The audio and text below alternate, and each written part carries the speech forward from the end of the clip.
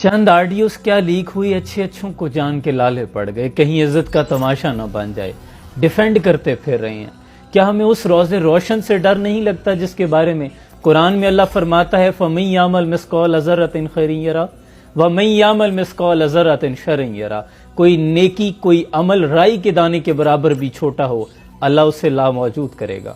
کوئی برائی تمہاری رائی کے دانے کے برابر بھی ہو، اور مفہوم ہے کہ ہو بھی کسی پتھر کے نیچے مخفی، تو اللہ اسے لاموجود کرے گا۔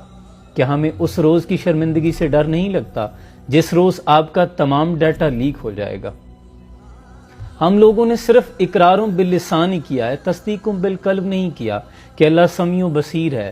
تسبیح پہ پڑھ رہے ہوتے ہیں سمیع و بصیر ہے، سمیع و بصیر ہے، سنتا ہے، دیکھتا ہے، لیکن کیا یہاں سے اقرار بھی کیا ہے کہ وہ سنتا اور دیکھتا ہے؟